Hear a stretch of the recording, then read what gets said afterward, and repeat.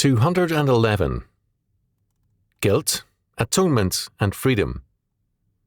Chalcedon Position Paper number 43, October 1983. Shakespeare's Hamlet, in his famous soliloquy, says at one point, "Conscience does make cowards of us all." In this sentence, Shakespeare summed up an ancient awareness of the corrosive effects of a bad conscience. Guilty men pay a price. They lose the power to be free. Being enslaved to sin, they become outwardly slaves as well. As our Lord says, "Whosoever committeth sin is the servant or slave of sin. However, if the Son therefore shall make you free, ye shall be free indeed." John chapter 8, verses 34 and 36. When the Russian Revolution began, only a very small minority of the people favored the Bolsheviks. The Bolsheviks, however, led by Lenin, preached envy and hatred on every possible occasion. When their takeover began, many millions were ready to exploit the situation to loot shops and homes. Having done this, they were guilty partners to the revolution and thus had little moral grounds to fight the Bolshevik power. Many years later, an older man said sadly, "We brought judgment upon ourselves." With World War II, Stalin, fearing more than anything else his own subjects, encouraged the most vicious behaviour by his advancing troops. Everything was done to incite them to rape, murder and looting. The Germans were provoked to brutality in every possible way. As Nikolai Tolstoy says in Stalin's Secret War, 1982, Stalin went out of his way to invite Nazi ill-treatment and later extermination of Russian prisoners of war. Page 261. He knew that the reaction to this would be greater brutality by the Soviet troops. By so doing, Stalin demoralized his own men. How could they, after the war, fight against the horrors of Stalin and communism when they themselves had been guilty of like brutalities? How could they stand against Stalin's evil when they themselves had been so readily and brutally evil? A bad conscience had disarmed them. Guilt has always been a useful and basic tool of tyranny and false power. Over the years, I have encountered situations where a husband or wife tried secretly and covertly to push their spouse into adultery. The purpose is to give them a bad conscience which will enable the manipulator to dominate the erring partner. In one case, a wife, failing to push her husband into adultery, became violent and mentally unstable because she had been unable to use guilt to control him. This power is well known to evil politicians. A guilty people are a more readily controlled people, hence such politicians are prone to creating guilt. We have heard much in the past generation about hunger in America, even to, quote, statistics, end quote, on the number of the hungry. That this is a myth has been shown more than once, to no avail. We are given horror stories about how exploitive we are in order to make us more readily exploitable. The purpose of a vast amount of political oratory is to create guilt in the people at large and all who oppose them. Too many, quote, liberals, end quote, are people who feel guilty for things they never did, while feeling no guilt for unhappy things done. It is very difficult for a Christian to speak before certain types of audiences without being indicted for things totally unrelated to his subject. To cite one example, one questioner, or indicter, declared that no Christian had a right to speak given the treatment of the Indians. The fact is that, very often, the only friends the Indians had were Christians. Most of the men on the frontier were lawless men, runaways from the law and from a disciplined society. They were godless men. Does it make sense to blame contemporary atheists for the sins of past atheists? More than a few of the traders and agents who exploited the Indians were Masons. This gives us no moral right to condemn current Masons for anything other than their own sins. When men are found guilty and convicted, they may or may not face a physical prison, but they most certainly face an inner prison. Their conscience convicts them first of all, and their conscience imprisons them in the barless but far stronger prison of guilt. Those who work to lay a guilt trip on us are simply trying to imprison us and to take away our freedom in order to have the freedom to work their own evil will. At the least, they try to put godly men on the defensive, trying to vindicate their innocence rather than to do their work. The answer, thus, to the question about the mistreatment of the Indians is a countercharge. If you believe this country was stolen from the Indians, as a few million of you do, sell all you have, give your money and land to the Indians, and migrate back to Europe. Until you do that, believing what you do, are you not a hypocrite? Guilt is the enemy of freedom. It disturbs rest and sleep, and it hinders our work and functioning. Most important, it is a precondition for the enslavement of a people. As I pointed out in The Politics of Guilt and Pity, 1970, enslavement by guilt is an essential aspect of modern politics. If we are rich, we should feel guilty. If we are middle class, again, we are guilty. If we are lower class, we are somehow subhuman and responsible for it. If we are Christians, we should feel guilty. If we had had a good education, shame on us. If we enjoy our work or our play, our family or our friends, we are somehow guilty of neglecting the big picture and are vile creatures.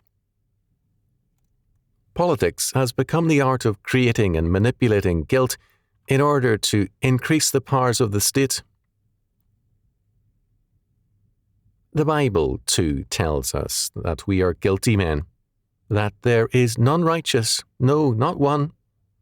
Romans chapter 3, verse 10. For all have sinned and come short of the glory of God. Romans chapter 3, verse 23. For Scripture, however, the recognition and confession of sin and guilt is the first step towards absolution. We are told emphatically that sin and death are causally related. Death is a consequence of sin and guilt.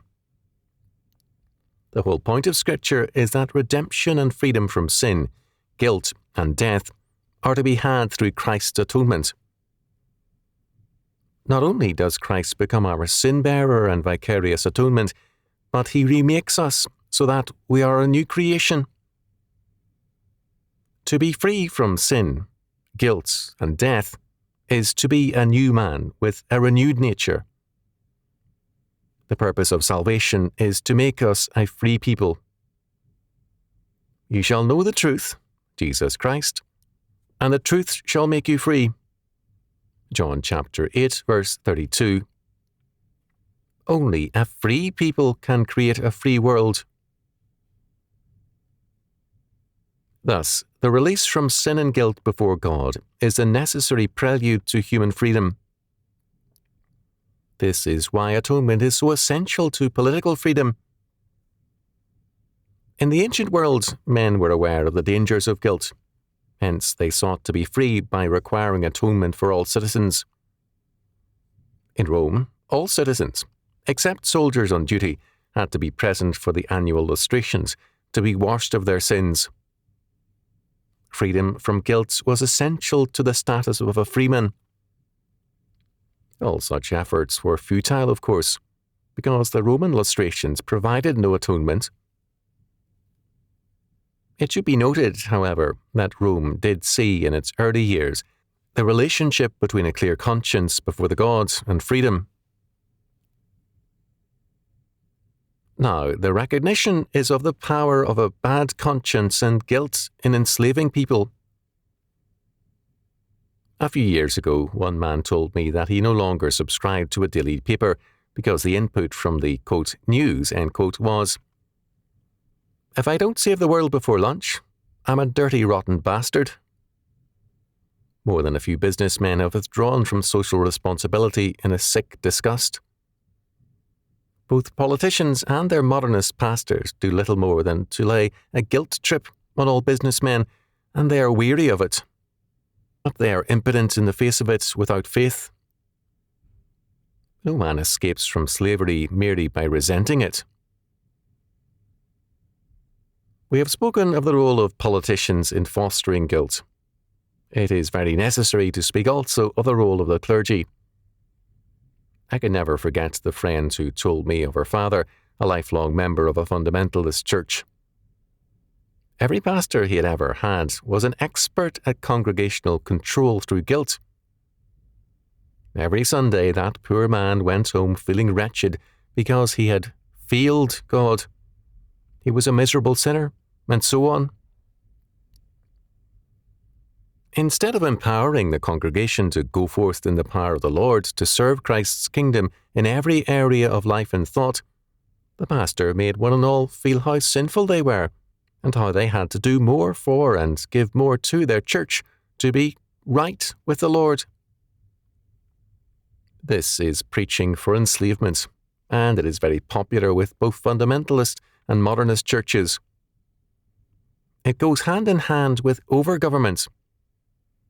The guilt-laying church, no less than the guilt-laying state, wants to control people. A church that is very, quote, strict, end quote, in church government is not necessarily any more godly than one which is very lax.